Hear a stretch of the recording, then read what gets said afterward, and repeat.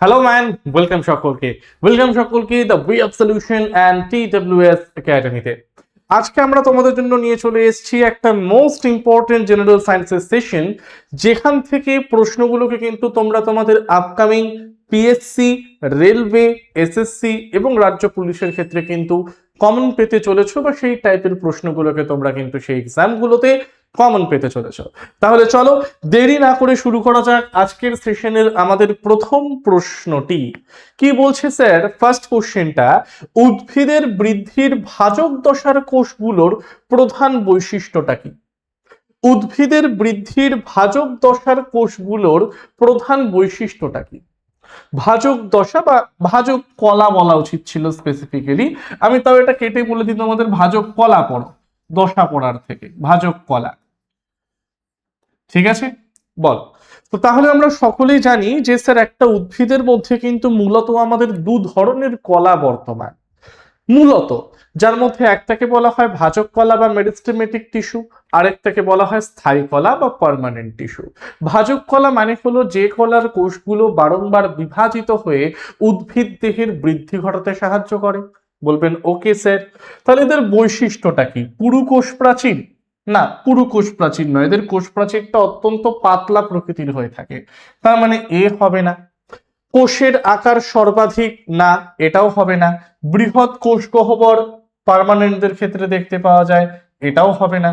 পড়ে রইল স্যার সক্রিয় কোষ বিভাজন, তাই অপশন নাম্বার সিটা কি হবে আমাদের কারেক্ট অ্যান্সার। চলো দুয়েরটা, জেনেটিক্সে একটি জিন নিচের কোনটিকে নির্দেশ করে? বা খুব ভালো একটি প্রশ্ন বলেছে যে জেনেটিক্সে একটি জিন নিচের কোনটিকে নির্দেশ করে? ডিএনএর একটি অংশ যা একটি প্রোটিনের জন্য কোড করে, একটি যৌন ক্রোমোজোম, এক ধরনের ক্রোমোজোম, রক্তের গ্রুপের একটি একক। কোনটা হবে তাহলে সঠিক উত্তর? জেনেটিক্সে একটা জিন নিচের কোনটিকে আমার নির্দেশ করে থাকে? তাহলে স্যার সঠিক উত্তরটাকে একটু আলোচনা করে দিই আমরা, যে ডিএনএর একটি অংশ যা একটি প্রোটিনের জন্য কোড করে থাকে। ওকে, ডান ডান ডান ডান ডান, অপশন নাম্বার এ। তিনেরটা, ভারতে মুখের ক্যান্সারের ঘটনা নিম্নোক্ত কোন ক্ষতিকারক পদার্থের বারবার ব্যবহারের সঙ্গে দৃঢ়ভাবে জড়িয়ে আছে? ভারতে মুখের ক্যান্সারের ঘটনা নিম্নোক্ত কোন ক্ষতিকারক পদার্থের বারবার ব্যবহারের সঙ্গে দৃঢ়ভাবে জড়িয়ে আছে? উচ্চ লবণযুক্ত খাবার, তামাক, ভাজা খাবার, নাকি নরম পানীয়? নাকি নরম পানীয়?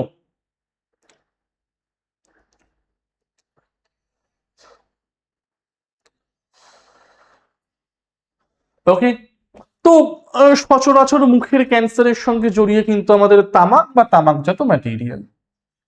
উচ্চ লবণযুক্ত খাবার নিয়ে নাও বা ভাজা খাবার নিয়ে নাও, এটা হয়তো গ্যাস্ট্রিক ক্যান্সারের জন্য দায়ী হতে পারে। আর অতিরিক্ত পরিমাণে সফট ড্রিঙ্কস যদি কেউ কনজিউম করে, তাহলে তার ওবেসিটি হতে পারে, তাই না? সেখানে মুখের ক্যান্সারের সাথে তারা সমানভাবে জড়িত নয়। তাহলে সঠিক উত্তর কোনটা? তামাক হবে কিন্তু আমাদের এখানে রাইট অ্যান্সার।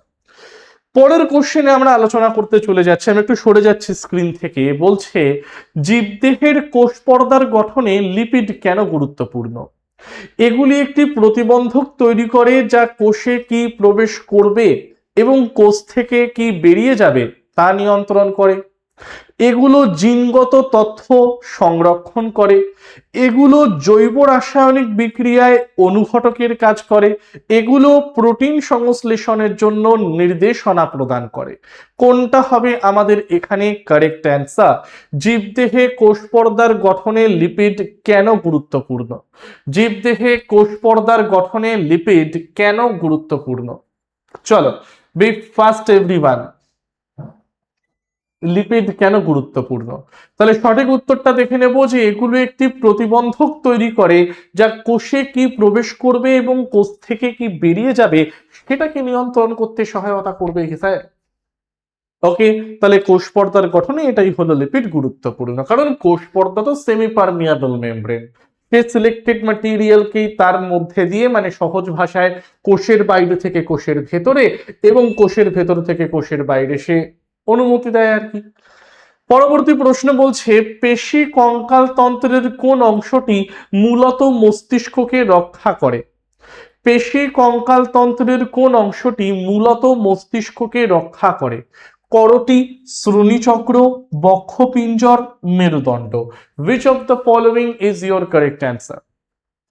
আচ্ছা স্যার, এই যে আমি তোমাদের পড়াতাম না কঙ্কাল তন্ত্র পড়াতে গিয়ে যে স্যার মাথার মধ্যে যদি কেউ একদম বাঁশ নিয়ে এসে মারলো তাহলে মাথা ফেটে যায় না, মানে ব্রেইন ফেটে যায় না, ব্রেইন ফেটে গেলে তো মানুষ মারাই যাবে। তাহলে ব্রেইনটাকে বা আমাদের মস্তিষ্কটাকে বাইরের আঘাতের হাত থেকে প্রোটেক্ট করছে যে বনি স্ট্রাকচারটা, তাকে আমরা বলি হচ্ছে কি করটি। ইংলিশে এটাকে বলা হয় স্যার ক্রেনিয়াম, ইংলিশে এটাকে বলা হয় ক্রেনিয়াম। এই ক্রেনিয়ামকে আবার বলা হয়, ব্র্যাকেটে সকলে লিখে নাও, দ্যাট ওয়াজ ব্রেইন বক্স। এই ক্রেনিয়ামকে আবার বলা হয়, ব্র্যাকেটের মধ্যে তোমরা সকলে লিখে নিতে পারো, that was your brain box. কারণ বাইরের আঘাতের হাত থেকে মস্তিষ্কটাকে রক্ষা করে তাই। তাই অপশন নাম্বার এ হয়ে যাবে আমাদের কারেক্ট অ্যান্সার। শ্রোণীচক্র তো কোমরে থাকে, বক্ষপিঞ্জর হলো কি হৃৎপিণ্ড এবং ফুসফুসকে বাইরের আঘাতের হাত থেকে রক্ষা করে, আর মেরুদণ্ড তো আমাদের 26টা কশেরুকা দিয়ে তৈরি হয়, সকলেই জানি আমরা এটাকে। 6টা নিম্নলিখিতগুলির মধ্যে কোনটি চর্বিতে দ্রবণীয় ভিটামিন যা হাড়ের স্বাস্থ্যের জন্য অন্ত্রে ক্যালসিয়াম শোষণ বাড়াতে সাহায্য করে? কি বলছে আবার একটু দেখে নিই আমরা, যে নিম্নলিখিতগুলির মধ্যে কোনটি চর্বিতে দ্রবণীয় ভিটামিন যা হাড়ের স্বাস্থ্যের জন্য অন্ত্রে ক্যালসিয়াম শোষণ বাড়াতে সাহায্য করে? Vitamin C, vitamin A, vitamin B নাকি ভিটামিন ডি? কোনটা হবে আমাদের এখানে সঠিক উত্তর? কমেন্টের মধ্যে একটু জানাবে। ও স্যার, ফ্যাট সলিউবল ভিটামিন বলেছে, তাহলে ফ্যাট সলিউবল ভিটামিন মাথায় রাখার ট্রিক কি? এদিকে এদিকে। তাহলে ফ্যাট সলিউবল ভিটামিন বা ফ্যাটে দ্রবণীয় ভিটামিন,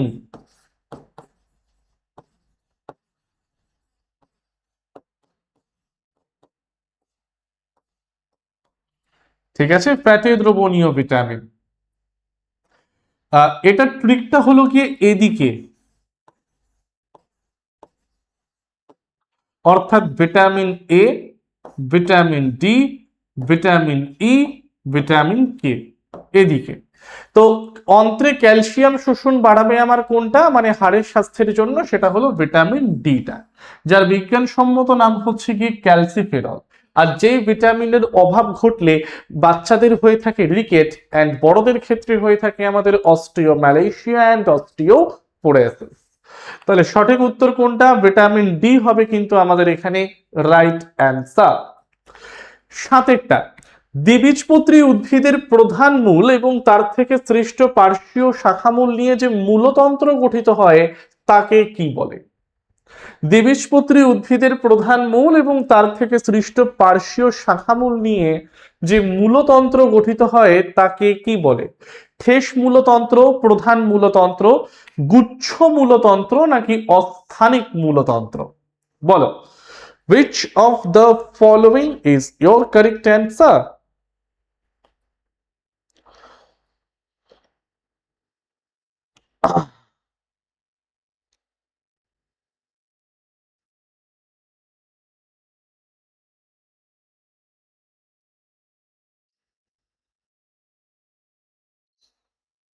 চলো তাহলে আলোচনা করি আমরা এটাকে নিয়ে। ঠেস মূলতন্ত্র, ঠেস মূলতন্ত্র তো প্রত্যেকটা উদ্ভিদে দেখতে পাওয়া যায় না, মূলত লবণাম্ব উদ্ভিদের মধ্যেই এটা পসিবল, কারণ কাণ্ডটাকে আর কি ঠেকনা দেওয়ার জন্য, তাই না? তাহলে স্টিল্ট রুট যেটাকে বলা হয়, তো ঠেস মূলতন্ত্র তো হবে না। প্রধান মূলতন্ত্র, গুচ্ছ মূলতন্ত্র আর অস্থানিক মূলতন্ত্র। গুচ্ছ মূলতন্ত্র মানে হচ্ছে কি আমরা যে সকল উদ্ভিদের ক্ষেত্রে দেখি যে একটা প্রধান মূল মাটির নিচে নামছে, এদের ক্ষেত্রে কি হয়, সেই প্রধান মূলের জায়গাটা নষ্ট হয়ে যাওয়ার জন্য মানে সেখান থেকে গুচ্ছাকারে মূল বের হয়। কিন্তু গুচ্ছাকারে মূল তো আমাদের একবীজপত্রী উদ্ভিদের জন্য, ধান, গম ইত্যাদি ইত্যাদি। তাহলে দ্বিবীজপত্রী উদ্ভিদ যখন বলেছে তার মানে প্রধান মূল হবে এখানে আমাদের রাইট অ্যান্সার, প্রধান মূলতন্ত্র। অস্থানিক তো মানে হচ্ছে গিয়ে র্যাডিক্যাল বাদ দিয়ে অন্যান্য জায়গা থেকে তৈরি হওয়া, তাই না? তাহলে অপশন নাম্বার বি হয়ে যাবে কিন্তু আমাদের এখানে কারেক্ট অ্যান্সারটা। চলো 8এরটা, ড্যাশ হলো একটি বিশেষ ধরনের কোষ বিভাজন যা ক্রোমোজোম সংখ্যাকে হ্রাস করে অর্ধেক করে এবং এর ফলে হ্যাপ্লয়েড অপত্য কোষ উৎপন্ন হয়। ড্যাশ হলো একটি বিশেষ ধরনের কোষ বিভাজন যা ক্রোমোজোম সংখ্যাকে হ্রাস করে অর্ধেক করে এবং এর ফলে হ্যাপ্লয়েড অপত্য কোষ উৎপন্ন হয় এবং এর ফলে হ্যাপ্লয়েড অপত্য কোষ উৎপন্ন হয়। ওকে, একটা পয়েন্ট মাথায় রাখবে, প্রধান মূল বা ট্যাপ রুট যেটাকে বলা হয়, এটাকে মূলত আমরা দেখতে পারবো যারা ব্যক্তবীজী উদ্ভিদ হয়, মানে নেকেড সিড, বীজ ফল দ্বারা আবৃত থাকে না যাদের। আর দেখতে পারবো দ্বিবীজপত্রী উদ্ভিদদের। একবীজপত্রী উদ্ভিদের মধ্যে কিন্তু আবার সেই গুচ্ছ মূলটাকে দেখতে পাওয়া যায়। আর অস্থানিক মূল মানে হলো, আমরা যেটা জানি র্যাডিক্যাল থেকে পরবর্তীকালে মূল তৈরি হয়, র্যাডিক্যাল বাদ দিয়ে উদ্ভিদ দেহের অন্যান্য জায়গা, সেটা কাণ্ড হতে পারে, পাতা হতে পারে, ইত্যাদি জায়গা থেকে যদি আমার মূল তৈরি হয়, তখন তাকে আমরা বলি হচ্ছে গিয়ে কি জানো, অ্যাডভেন্টিশিয়াস রুটের জায়গাটা। ওকে স্যার, তো তাহলে বলছে ক্রোমোজোম সংখ্যাকে হ্রাস করে অর্ধেক করে, যার ফলে হ্যাপ্লয়েড অপত্য কোষ উৎপন্ন হয়, এটাকে আমরা বলি হচ্ছে কি মিওসিস। Option number C. কারণ মিওসিসই হলো গিয়ে রিডাকশনাল ডিভিশন বা হ্রাস বিভাজন, আর মাইটোসিস মানে হলো গিয়ে আমাদের ইকুয়েশনাল ডিভিশন বা সমবিভাজন। মাইটোসিসের ক্ষেত্রে জনন কোষে ক্রোমোজোম সংখ্যা মাতৃকোষের থেকে কমে না, কিন্তু মিওসিসের ক্ষেত্রে জনন কোষের ক্রোমোজোম সংখ্যা মাতৃকোষের অর্ধেক হয়ে যায়, যার জন্য তাকে আমরা কি বলে চলি, হ্যাপ্লয়েড বলি স্যার। পরেরটা আসা যাক, গুচ্ছ মূলতন্ত্র, যেখানে প্রাথমিক মূলটি ক্ষণজীবী হয় এবং তার পরিবর্তে অসংখ্য অস্থানিক মূল দ্বারা প্রতিস্থাপিত হয়, সেটি কোন উদ্ভিদ গোষ্ঠীর একটি বৈশিষ্ট্য? স্যার এখানে গুচ্ছ মূলতন্ত্র বলেছে, তাহলে গুচ্ছ মূলতন্ত্রটা হচ্ছে গিয়ে কার জন্য প্রযোজ্য, একবীজপত্রী। অপশন নাম্বার ডি হবে আমার কারেক্ট অ্যান্সার। ঠিক আছে, চলো। ফ্যাট যখন সোডিয়াম হাইড্রোক্সাইডের সঙ্গে বিক্রিয়া করে সাবান এবং গ্লিসারল উৎপন্ন করে, তখন সেই বিক্রিয়াটাকে আমরা কিভাবে শ্রেণীবদ্ধ করি? তখন সেই বিক্রিয়াটাকে আমরা কিভাবে শ্রেণীবদ্ধ করি?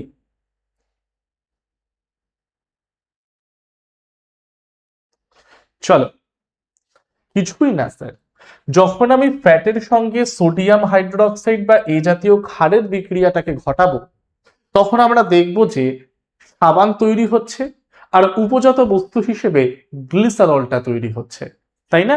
আর এই সম্পূর্ণ বিক্রিয়াটাকে বলা হয় স্যাপনিফিকেশন বা সাবানী ভবন বিক্রিয়া। অপশন নাম্বার বি হবে আমার কারেক্ট অ্যান্সার। চলো 11টায় চলে আসছি আমরা। 11, পর্যাবৃত্তির ক্ষেত্রে একই শ্রেণীর মৌলগুলো প্রায় অনুরূপ রাসায়নিক ধর্ম প্রদর্শন করে। শ্রেণী সদস্যদের মধ্যে এই সাদৃশ্যের জন্য কোন প্রধান কারণটি দায়ী? পর্যাবৃত্তির ক্ষেত্রে একই শ্রেণীর মৌলগুলো প্রায় অনুরূপ রাসায়নিক ধর্ম প্রদর্শন করে, শ্রেণীর সদস্যদের মধ্যে এই সাদৃশ্যের জন্য কোন প্রধান কারণটি দায়ী? স্থির পারমাণবিক ব্যাসার্ধ, যোজ্যতা ইলেকট্রন সমূহের অনুরূপ বিন্যাস, অনুরূপ পারমাণবিক ভর, নাকি সমান পারমাণবিক সংখ্যা? তাহলে সঠিক উত্তরটাকে আলোচনা করি আমরা। সঠিক উত্তরটা হচ্ছে গিয়ে যোজ্যতা ইলেকট্রন সমূহের অনুরূপ বিন্যাস। যোজ্যতা ইলেকট্রন সমূহের অনুরূপ বিন্যাস। ওকে স্যার, চলো 12টায় যাচ্ছি আমরা। 12টার উত্তর দাও সকলে তোমরা। একটি পরীক্ষার সময় লোহার পেরেকগুলোকে কপার সালফেট দ্রবণে রাখা হয় এবং পেরেকগুলোর উপর একটি লালচে বাদামি আস্তরণ জমা হয়। এই পর্যবেক্ষণটি রাসায়নিক বিক্রিয়ার ধরন এবং এতে জড়িত পদার্থগুলো সম্পর্কে কি প্রমাণ করে? আচ্ছা, এত বড় কোশ্চেন দেখে ঘাবড়ে লাভ নেই, কি বলছে একটু ভাঙি তো। বলছে লোহার পেরেকগুলোকে কপার সালফেট দ্রবণে রাখলাম, খুব ভালো কথা। লোহার পেরেক রাখলাম হলো গিয়ে কপার সালফেট বা ব্লু ভিট্রিয়লের মধ্যে, এবং পেরেকগুলোর উপরে একটা লালচে বাদামি আস্তরণ জমা হলো। আচ্ছা ওকে স্যার, এত পর্যন্ত আমরা বুঝে নিলাম। নেক্সট বলছে এই পর্যবেক্ষণটি রাসায়নিক বিক্রিয়ার ধরন এবং এতে জড়িত পদার্থগুলো সম্পর্কে কি প্রমাণ করে? আচ্ছা,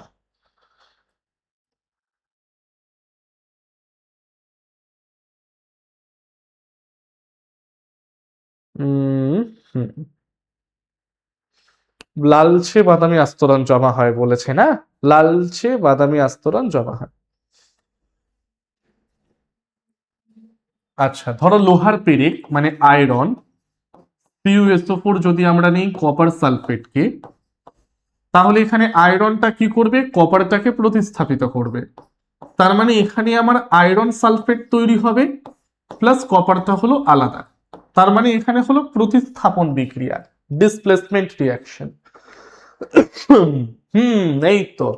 তার মানে একটি প্রতিস্থাপন বিক্রিয়া ঘটবে, যার ফলে লোহার পেরেকগুলোর ওপর কপার ধাতু তৈরি বা জমা হবে। তার মানে প্রতিস্থাপন বিক্রিয়া। চলো, একজন শিক্ষার্থী বেরিয়াম ক্লোরাইড এবং সোডিয়াম সালফেটের জলীয় দ্রবণকে মিশ্রিত করলো। তাৎক্ষণিক দইয়ের মতন একটা সাদা পদার্থ আমার এখানে তৈরি হলো। তাৎক্ষণিক দইয়ের মতন এখানে একটা সাদা পদার্থ আমার তৈরি হলো। এই পর্যবেক্ষণের জন্য মূলত কোন ধরনের রাসায়নিক বিক্রিয়া দায়ী? আবার ধীরে সুস্থে ভাঙো না ভাই। বলেছে বেরিয়াম ক্লোরাইড। বেরিয়াম ক্লোরাইড মানে হলো গিয়ে BaCl2। তার সাথে বলেছে আমাদের সোডিয়াম সালফেট, অর্থাৎ নিয়ে নাও Na2SO4। তার মানে কি হচ্ছে? বলছে এখানে আমার একটা সাদা পদার্থ দইয়ের মতন পড়বে, দ্যাট ওয়াজ প্রেসিপিটেট, অধঃক্ষেপণ। তার মানে অধঃক্ষেপণ যেটা হবে সেটা হলো গিয়ে BaSO4। চলো, এই তো পেয়ে গেলাম BaSO4 এখানে, আর এটা হলো কি 2NaCl। চলো, 2NaCl। BaSO4 এর অধঃক্ষেপটাকে আমরা পড়তে দেখব। তার মানে এটা হলো কি স্যার অধঃক্ষেপণ বিক্রিয়া।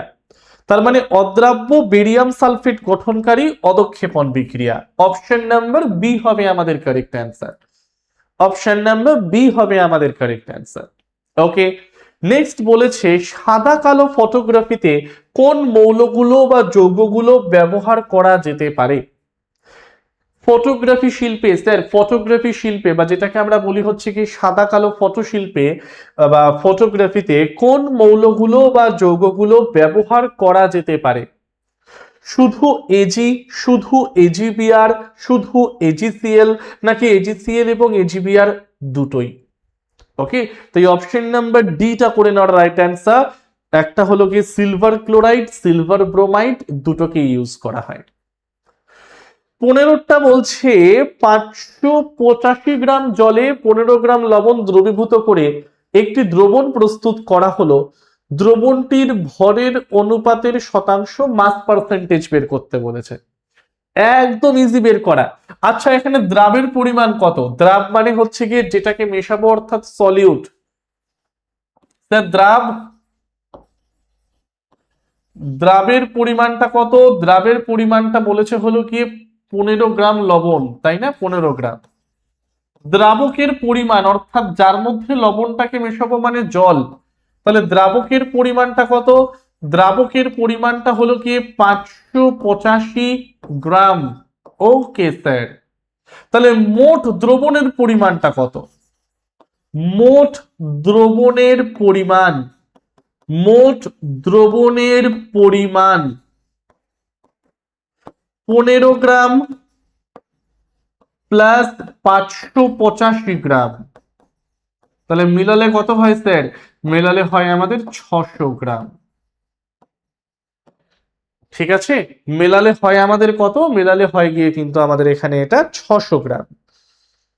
ওকে, এবারে আমাকে বলা হয়েছে কি? এবারে আমাকে বলা হয়েছে যে ভর শতাংশ বা মাস পার্সেন্ট বের করো। খুব ভালো কথা। তাহলে মাস পার্সেন্ট বের করব কি করে? মাস পার্সেন্ট,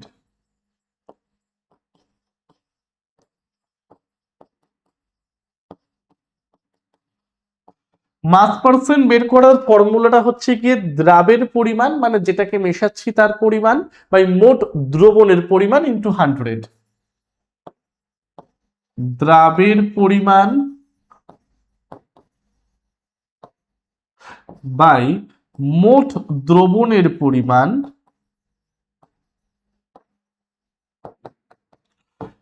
ইন্টু 100। তাহলে দ্রাবের পরিমাণটা হচ্ছে এখানে আমার 15। Okay sir. দ্রবণের পরিমাণটা হলো 600। Okay sir, into 100। কাটাকাটি করো, 6 15কে 6 দিয়ে ভাগ করলে হয় 2.5। অপশন নাম্বার এ হবে আমার কারেক্ট অ্যান্সার, 2.5। কিছু আছে হাতি ঘোড়া এখানে? কিছু আছে হাতি ঘোড়া এখানে? জাস্ট কিছু ইকুয়েশন ফেললাম, অ্যান্সার বেরিয়ে চলে এলো আমার। ওকে, চলো পরের প্রশ্নে যাওয়ার আগে প্রত্যেকের জন্য একটা ইম্পর্টেন্ট অ্যানাউন্সমেন্ট রয়েছে। তোমরা যারা আগামী বছর অর্থাৎ 2027-এ এএনএম জিএনএম এর জন্য প্রস্তুতি নিচ্ছ, যাদের হয়তো এই 26-এর পরীক্ষাটা সেরকম আশানুরূপ হয়নি, আরেকবার দিতে চাইছো এবং আরো ভালো র্যাঙ্ক করতে চাইছো, তাদের জন্য, যারা একদম নতুন থেকে বেসিক থেকে শুরু করতে চাইছো, কিছুই জানো না এএনএম জিএনএম সম্বন্ধে, তাদের জন্য আমরা কিন্তু অলরেডি একদম প্রথম থেকেই এবারে নিয়ে চলে এসেছি তোমাদের জন্য টিডব্লিউএস অ্যাপের মধ্যে এএনএম জিএনএম 2027কে লক্ষ্য করে ফাউন্ডেশন ব্যাচ। যেই ফাউন্ডেশন ব্যাচে তোমাদেরকে আমরা লাইফ সায়েন্স, ফিজিক্যাল সায়েন্স, অঙ্ক, রিজনিং, ইংলিশ, জিকে জিএস এই প্রত্যেকটা সাবজেক্টের একদম বেসিক লেভেল থেকে অ্যাডভান্স লেভেল পর্যন্ত থিওরি আলোচনা করব। সেই থিওরিটা হয়ে যাবার পর সেই দিন যে থিওরিটা নিয়ে আলোচনা করা হচ্ছে তার রিলেটেড বা সেই টপিক রিলেটেড বিগত বছরে কোনো প্রশ্ন এসেছে কিনা, বা আপকামিং 2027 এনএম জেএনএম এ কি ধরনের প্রশ্ন সেই টপিক থেকে আসতে পারে, সে সকল মোস্ট এক্সপেক্টেড প্রশ্ন নিয়েও কিন্তু আলোচনা করব আমরা আমাদের এই সেশনগুলোর মধ্যে। ঠিক আছে, তাহলে এই ব্যাচটা হলো গিয়ে স্যার সম্পূর্ণ সিলেবাস ভিত্তিক ক্লাস। কিভাবে ক্লাস হবে তোমাদের বলে দিলাম, সম্পূর্ণ লাইভ একটি ব্যাচ। এবার যদি কেউ লাইভ ক্লাস করতে না পারে তার জন্য রেকর্ডেড ভার্সনও কিন্তু আমাদের অ্যাভেলেবেল থাকছে, চিন্তা করার কোনো কারণ নেই। মক টেস্ট, প্র্যাকটিস সেট, ক্লাসের পর পিডিএফ আপলোড হয়ে যাবে এবং সোম থেকে শনি রোজ তোমাদের ক্লাস। সম্পূর্ণ ব্যাচটার ডিউরেশন আমরা রেখেছি হলো গিয়ে 3 মাস। কিন্তু 3 মাস হয়ে গেলেই কি স্যার সব যেরকম video, study material, mock test এগুলো সব চলে যাবে? না, এগুলোর ভ্যালিডিটি হচ্ছে গিয়ে 15 মাস পর্যন্ত। 1 বছরও নয়, 1 বছর 3 মাস, 15 মাস পর্যন্ত ভ্যালিডিটি দিয়ে দিলাম। অর্থাৎ এই 15 মাস জুড়ে তোমরা আমাদের class video, study material, mock test, practice set প্রত্যেকটাকে কিন্তু তোমরা সেখানে গিয়ে অ্যাভেল করতে পারবে। ঠিক আছে, ব্যাচটা কিন্তু অলরেডি লঞ্চ হয়ে গিয়েছে আমাদের টিডব্লিউএস একাডেমি অ্যাপের মধ্যে। তাই যারা যারা এএনএম জিএনএম কে পাখির চোখ করে এগিয়ে চলছো তারা কিন্তু আর দেরি করো না, খুব জলদি এবং তাড়াতাড়ি ব্যাচটার মধ্যে অ্যাডমিশন নিয়ে নাও। তাহলে দেখা হচ্ছে সকলের সাথে ব্যাচে। আমি তোমাদের লাইফ সায়েন্স নেবো ওই ব্যাচটার মধ্যে, লাইফ সায়েন্সের ক্লাসেও কিন্তু দেখা হচ্ছে তাহলে তোমাদের সাথে আবার ব্যাচেতে। চলো পরবর্তী কোশ্চেনে আসছি তাহলে আজকে আমরা। বলছে স্যার অ্যালুমিনিয়াম সালফেটের সঠিক সংকেত কি? অ্যালুমিনিয়াম সালফেটের সঠিক সংকেত কি?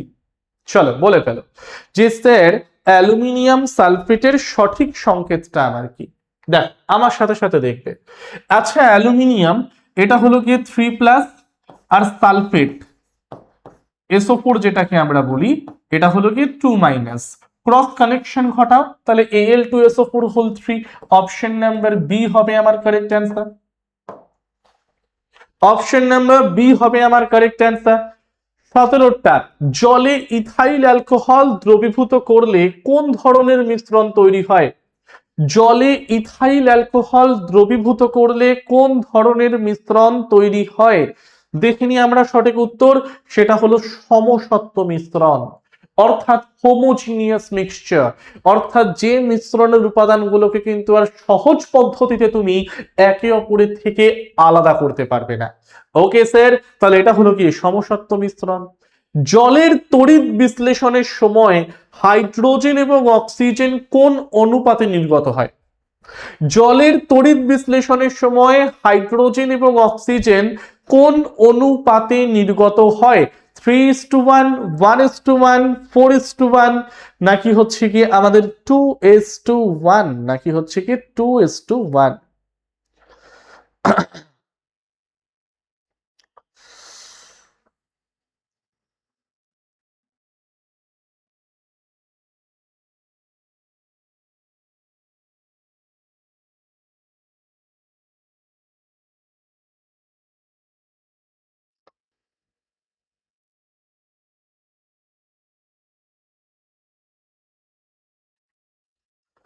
ঠিক আছে।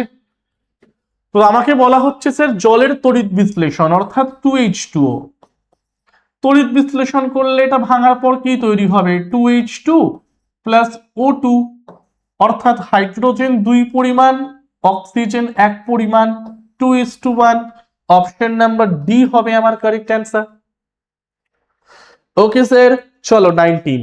কোন ধাতুটি ঠান্ডা জলের সঙ্গে তীব্র বিক্রিয়া করে ধাতব হাইড্রোক্সাইড হাইড্রোজেন গ্যাস উৎপন্ন করে এবং হাইড্রোজেনে আগুন ধরানোর জন্য যথেষ্ট পরিমাণে তাপ উৎপন্ন করে?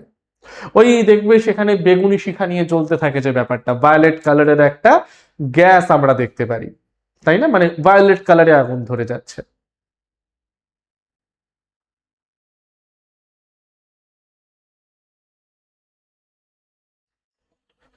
ঠিক আছে, কি বলছে ব্যাপারটা স্যার দেখি। বলছে কোন ধাতুটি জলের সঙ্গে তীব্র বিক্রিয়া করে ধাতব হাইড্রোক্সাইড তৈরি করে? এবারে একটা পয়েন্ট বুঝবে, যারা আমাদের ক্ষার ধাতু হয় মানে গ্রুপ 1 মেটাল, যারা আমাদের ক্ষারীয় মৃত্তিকা ধাতু হয় গ্রুপ 2 মেটাল, এদেরই হলো টেন্ডেন্সি যে এরা সহজেই কারোর না কারোর সাথে রিয়াক্ট করে যায় মেটাল হওয়া সত্ত্বেও, তাই না?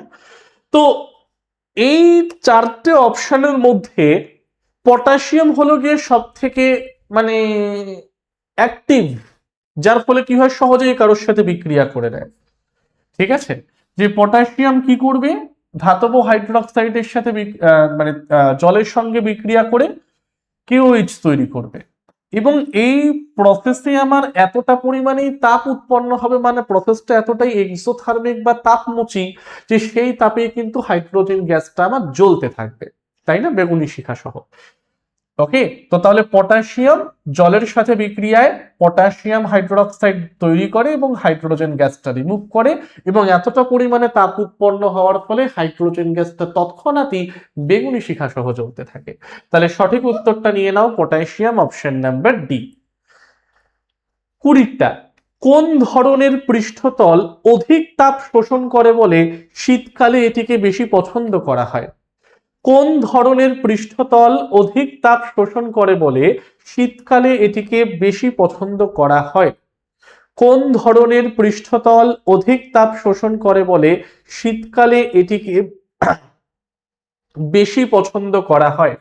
হালকা কালো, চকচকে নাকি সাদা? স্যার সঠিক উত্তরটা দেখান। সঠিক উত্তরটা হলো কি কালো রঙের পৃষ্ঠতল, কারণ এরা কি করে অধিক পরিমাণে তাপটাকে শোষণ করে বেড়ায় আর কি, তাই না? চলো, একটি রাশিকে মিটার প্রতি বর্গ সেকেন্ড এককে পরিমাপ করা হয়, রাশিটি আমার কি? মানে কোন রাশিটির একক metre per second square, metre per second square. পাতি স্যার ত্বরণ বলেন, কারণ ত্বরণ মানে হলো গিয়ে কি বেগের পরিবর্তন বাই সময়, বেগের পরিবর্তন মানে তো সেটা বেগই হলো, বেগের এককটা কি মিটার পার সেকেন্ড, বাই সময় হলো গিয়ে সেকেন্ড, তাহলে মিটার পার সেকেন্ড স্কয়ার কার একক হবে? ত্বরণের একক হবে, ত্বরণ বা মন্দন যাই নাই না কেন। তাহলে অপশন নাম্বার ডি হয়ে যাবে আমার কারেক্ট অ্যান্সার। 22 সূর্য এবং পৃথিবীর মাঝে বিশাল শূন্যস্থান থাকা সত্ত্বেও কোন তাপ সঞ্চালন পদ্ধতি কোন তাপ সঞ্চালন পদ্ধতি পৃথিবীকে উষ্ণ করতে সক্ষম করে? সূর্য এবং পৃথিবীর মাঝে বিশাল শূন্যস্থান থাকা সত্ত্বেও কোন তাপ সঞ্চালন পদ্ধতি পৃথিবীকে উষ্ণ করতে সক্ষম করে? তার মানে শূন্যস্থানের মধ্যে দিয়ে তাপের প্রবাহ, এটাকে আমরা বলি হচ্ছে কি বিকিরণ, তাই না? তাহলে বিকিরণ কোথায় আছে? অপশন নাম্বার সি তে বিকিরণ আছে। চলুন স্যার পরেরটা। যদি 10 কিলোগ্রাম ভর বিশিষ্ট কোনো বস্তু 50 মিটার পার সেকেন্ড বেগে গতিশীল থাকে তবে বস্তুটির সঠিক ভরবেগ নির্ণয় করুন। স্যার ভরবেগ, ভরবেগ মানে হচ্ছে গিয়ে ভর ইনটু বেগ, তাই না?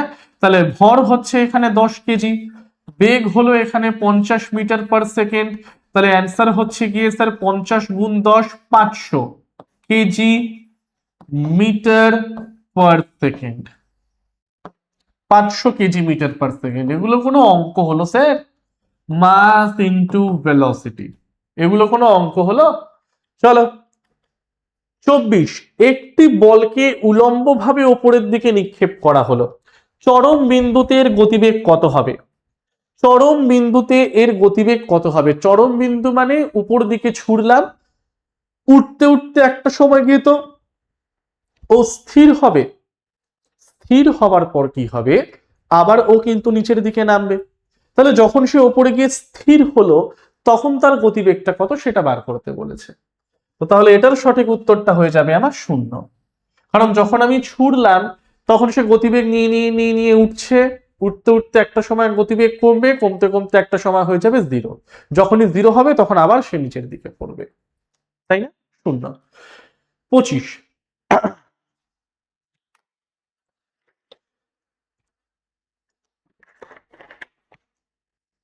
আলোক রশ্মি বায়ু মাধ্যম থেকে জল মাধ্যমে প্রবেশ করলে তা ভেঙে যায়, এর জন্য কোন ধর্মটি দায়ী? আলোক রশ্মি বায়ু মাধ্যম থেকে জল মাধ্যমে প্রবেশ করলে তা বেঁকে যায়, এর জন্য কোন ধর্মটি দায়ী? তাহলে দুটো ভিন্ন মাধ্যম, তাহলে দুটো ভিন্ন মাধ্যম হলো গিয়ে আলোর প্রতিসরণ, তাই না? আলোক রশ্মি বায়ু মাধ্যম থেকে জল মাধ্যমে প্রবেশ করলে তা বেঁকে যায়। হ্যাঁ, হ্যাঁ এই তো। আচ্ছা, আলোক রশ্মি দ্রুতির পরিবর্তন করে, এটা অপশন নাম্বার ডি। ওকে, চলো তাহলে আজকের 25টা কোশ্চেন আমাদের এখানে দিয়ে এন্ড হলো।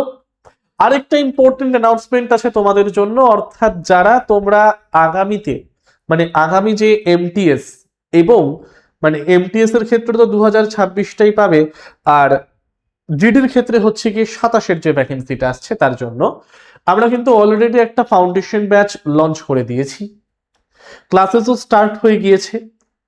এবারে এই ব্যাচটার মূল একটা স্পেশালিটি হলো যে অনেক স্টুডেন্ট বলতো স্যার হিন্দিটা ব্যাচের মধ্যে অ্যাড করলে খুব ভালো হতো। তো তার জন্য কিন্তু আমাদের টিডব্লিউএস একাডেমির তরফ থেকে হিন্দি স্যারও চলে এসেছেন তোমাদের, যিনি কিন্তু তোমাদের একদম বেসিক থেকে অ্যাডভান্স পর্যন্ত যে আর কি হিন্দির হটাও জানে না, বাংলা ভাষার ক্ষেত্রে যেরকম হিন্দির হটাও জানে না, তাকে সেই ভাষাটা শিখিয়ে দেওয়ার জন্য এবং জিডিতে পর্যন্ত চাকরি পাইয়ে দেওয়ার জন্য কিন্তু স্যার একাই যথেষ্ট, তাই না? তো হিন্দি ক্লাসেস কিন্তু চলছে। হিন্দি ছাড়াও আমাদের দিকে একটু তাকাও, অর্থাৎ যারা জিকে জিএস রয়েছি, ম্যাথ রয়েছি, রিজনিং রয়েছি, ইংলিশ রয়েছি, তো এত কিছু কিন্তু এই ব্যাচটার মধ্যে তোমরা সকলে পেয়ে যাচ্ছ। অর্থাৎ এসএসসি জিডি এমটিএস ফাউন্ডেশন 2027-এর যে ব্যাচটা, এই ব্যাচের মধ্যে কিন্তু আমরা English, reasoning, Hindi, GK GS, math প্রত্যেকটা সাবজেক্টের টপিক ভিত্তিক বেসিক টু অ্যাডভান্স লেভেল পর্যন্ত ক্লাসেস কিন্তু এই ব্যাচটার মধ্যে করানো হবে। প্লাস এই ব্যাচের মধ্যে প্রত্যেকটা টপিক রিলেটেড যে ইম্পর্টেন্ট এমসিকিউ গুলো আছে সেগুলোকেও কিন্তু আলোচনা করার দায়িত্ব আমাদের সকলের। ঠিক আছে, সম্পূর্ণ ব্যাচটার ডিউরেশন হচ্ছে কি 4 মাস ধরে ব্যাচটাকে কমপ্লিট করানো হবে, আর ভ্যালিডিটি হচ্ছে কি 15 মাসের জন্য। অর্থাৎ তুমি তোমার স্টাডি ম্যাটেরিয়াল, তোমার classes recorded video, mock test সবগুলো কিন্তু তুমি 15 মাস ধরে অ্যাভেল করতে পারবে। ঠিক আছে, আমি এটার ডিটেলসও বলে দিলাম। ক্লাসেস কিন্তু অলরেডি স্টার্ট হয়ে গিয়েছে, আর আমাদের ব্যাচগুলো থেকে জিডিতে কত স্টুডেন্ট চাকরি পায় তার জন্য আমাদের যে কোনো ইউটিউব চ্যানেল প্লেলিস্টে গেলে, সাকসেস স্টোরিতে গেলেই তোমরা সেখানে দেখে নিতে পারবে, আলাদা করে কিছু আর বলছি না। ঠিক আছে, এএনএম জিএনএম তো আলোচনা তোমাদের সাথে করেই দিলাম। বর্তমানে আমাদের টিডব্লিউএস অ্যাপের মধ্যে এই ব্যাচগুলো কিন্তু রানিং চলছে। Combined foundation 7.0, SSC GD MTS foundation 2027, West Bengal গ্রাম পঞ্চায়েতের একটা ব্যাচ এখনো রানিং চলছে, WBP KP practice, ANM GNM foundation batch 2017 এবং ডাব্লিউবিপি কেপি ফাউন্ডেশন 2.0। যদি কোনো ব্যাচ রিলেটেড তোমাদের কোয়েরি থেকে থাকে তাহলে নিচের স্ক্রিনে দেওয়া নাম্বারেও কিন্তু একবার কল অথবা হোয়াটসঅ্যাপ করে নিতে পারো 9062160805 এই নাম্বারে।